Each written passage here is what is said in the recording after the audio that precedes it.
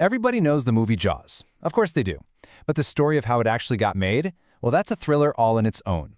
It's a tale of pure chaos, near constant disaster, and just incredible luck that somehow, against all odds, resulted in a masterpiece. So today, let's dive into that story using Carl Gottlieb's amazing insider account, The Jaws Log, as our guide. I mean, think about it. For almost 50 years, this film is the reason millions of us can look at a perfectly calm ocean and still feel that primal dread. Its cultural finprint, you could say, is just undeniable. It didn't just create a blockbuster, it literally created a universal, lasting fear of the water. See, on screen, the enemy was a 25-foot great white shark. Pretty scary, right? But off-screen? Oh, the real monsters were a completely malfunctioning mechanical shark, an absolutely unforgiving ocean, and a production that was just spiraling completely out of control. And this quote from a very young Steven Spielberg just perfectly captures the insane pressure they were under. Peter Benchley's novel was a runaway bestseller, a phenomenon, so the expectation was that the movie had to be even bigger, even better. From day one, the stakes could not have been higher. All right, so how did this story even begin its long swim to Hollywood? Well, it all started with a simple 4-page outline from author Peter Benchley.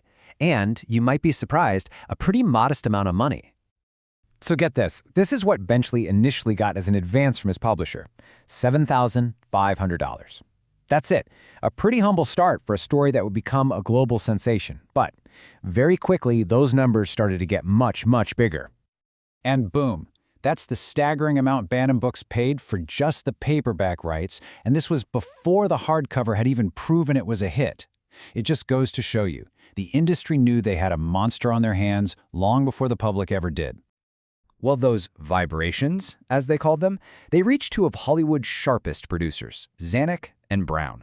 They moved fast, snapping up the film rights and promising it would be a personal production, not just another forgettable studio project. They were all in. Okay, so they've got the rights, they're ready to go, and they immediately smack right into their first and, as it turns out, their biggest problem. A problem that really had never been solved in movie history before. I mean, really think about that for a second. This couldn't be some guy in a rubber suit. It had to be a convincing, terrifying, seaborne killing machine. How on earth do you build that? Well, the answer involved a mix of pure genius and, honestly, pure desperation. First off, they pretty quickly learned the hard way that you can't exactly train a great white shark. So they hired this special effects legend, Bob Matty, to build not one but 3 full-scale mechanical sharks. The crew nicknamed them all Bruce, after Spielberg's lawyer. And for the scenes with real sharks down in Australia, they hired a very small stuntman, Carl Rizzo, to swim in a scaled-down cage just to make the real sharks look absolutely colossal. So, they've got a plan for the shark. Kind of. The whole production then packs up and moves to the beautiful, idyllic island of Martha's Vineyard, which, let's just say, was in for a major, major culture shock. As Gottlieb, the raider, describes it, the Jaws company descended on the island like a boisterous 300-pound child. You have to picture it. This was a community with these deep, deep-rooted traditions, and they were not at all ready for Hollywood to come stomping in. And if you really want to get the local mindset, you got to hear this story from an island minister.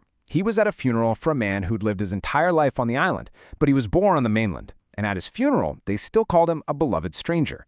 That is the kind of suspicion the crew was walking straight into. The problems just piled up immediately. They were battling town officials for permits, they were struggling to find housing for everybody, they even faced sabotage during a boatmen's strike.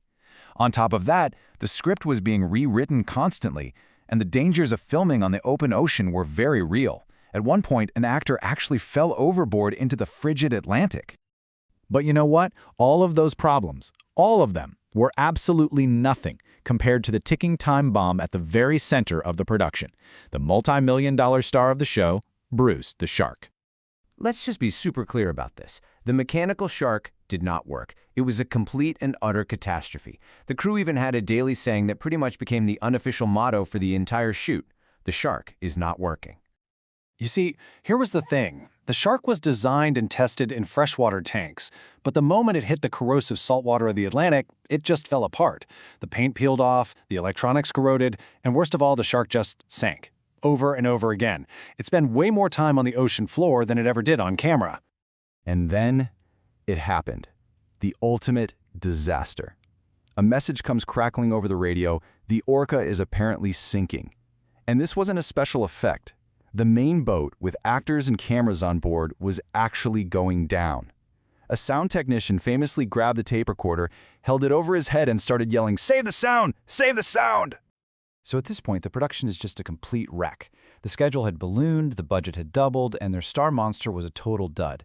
By all rights, this film should have been an infamous, legendary flop. But then, a post-production miracle happened in the editing room. And this is the absolute genius of it all, right? Their biggest, most expensive problem became their greatest asset. Spielberg and his brilliant editor, Verna Fields, they realized that since they couldn't show the malfunctioning shark, they would simply suggest it. It was a less is more approach born entirely out of failure. Because, let's face it, what you don't see is always, always scarier than what you do. So instead of a clunky mechanical shark, we got those 2 ominous notes from John Williams' score, we got a yellow barrel, we got the sheer terror on the actors' faces. Our own imagination created a monster far more terrifying than any machine they could have possibly built.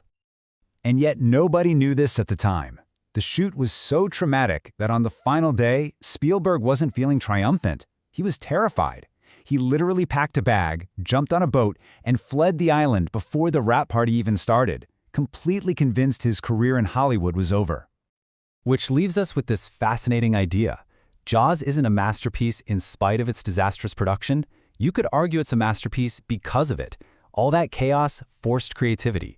The broken shark forced suspense. And it just proves that sometimes the monster you're fighting is the very thing that leads to your greatest success.